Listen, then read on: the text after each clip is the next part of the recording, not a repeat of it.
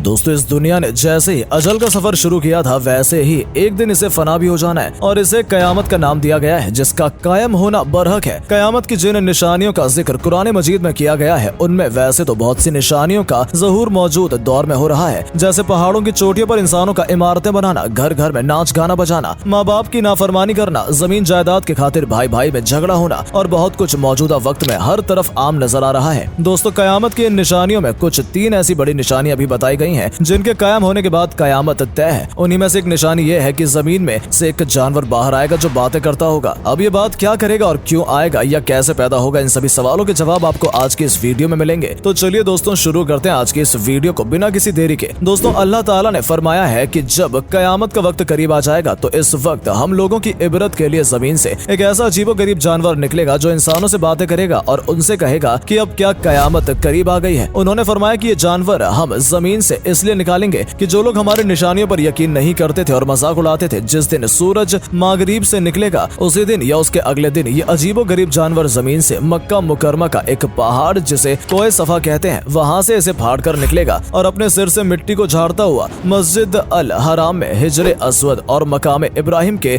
दरमियान पहुँच जाएगा। लोग इसको देखकर भागने लगेंगे, लेकिन एक जमात ऐसी होगी जो वहीं रह जाएगी। ये जानवर उस मौजूदा जमात के लोगों के चेहरे को रोशन कर देगा और इसके बाद वो बाकी जमीन की तरफ बढ़ेगा और हर काफिर के चेहरे पर कुफ्र का निशान लगा देगा। अल्लाह ताला ने फरमाया कि ये जानवर हम जमीन से निकालेंगे इसलिए ताकि लोग हमारी निशानियों का यकीन नहीं करते थे। ये एक ऐसा जानवर होगा जो सच्चे ईमान वालों को और ईमान के लिबास में छुपे हुए गुनहगारों को निशान लगाकर अलग कर देगा, जिसके बाद मोमिन और काफिर का फर्क बिल्कुल साफ हो जाएगा। दुनिया का कोई भी शख्स इसकी पकड़ से नहीं बच सकेगा क्योंकि ये हर मोमिन और काफिर को पहचानेगा और उन्हें कयामत कराने की खबर देगा। जैसा कि कुरान करीम के अंदर इरशाद होता है, ऐ मुजरिमों आज मोमिनों से अलग हो जाओ। इस तरह से मुस्लिम और मुजरिम का फर्क दुनिया में जाहिर होना शुरू हो जाएगा, लेकिन पूरा हिसाब किताब कयामत के दिन के बाद ही होगा। जिस तरह से अल्लाह ताला ने अपनी कुदरत से हजरत सालेह अलैहिस्सलाम की ऊंटनी को बतर से निकाला था, ठीक उसी तरह अल्लाह ताला इस जानवर को भी जमीन से बाहर निकालेगा। इसकी हिम्मत ये है कि कयामत का इनकार करने वाले, इसका मजाक उड़ाने वाले लोगों की हिमाकत और जिहालत को अल्लाह ताला दुनिया के अंदर जाहिर कर दें कि जिस चीज को तुमने काम्बिया कराम से कहने से भी नहीं माना, आज इसी चीज को एक जानवर के कहने से तुमको मानना ही पड़ेगा। लेकिन अफसोस कि उस वक्त तुम्हारे मानने से कोई भी फायदा नहीं होगा क्योंकि तब तौबा का दरवाजा भी बंद हो चुका होगा। दोस्तों जिस जानवर का यहाँ जिक्र है ये लोगों के बिल्कुल बिगड़ जाने और दीन हक को छोड़ बैठने के वक्त आखिर जमाने के अंदर जाहिर होगा, जब लोगों ने दीन हक को अपनी मर्जी से बदल लिया होगा। हर तरफ फितने जन्म ले चुके होंगे और जो निशान ये जानवर लगाएगा इसके बाद काफिर और मोमिन अलग अलग हो जाएंगे। यहाँ तक कि मोमिन काफिर से कहेगा कि ए काफिर मेरा हक अदा कर और काफिर मोमिन से कहेगा कि मेरा हक अदा कर। एक रिवायत में ये भी आता है कि ये हजरत ईसा अलैहिस्सलाम के जमाने में जाहिर होगा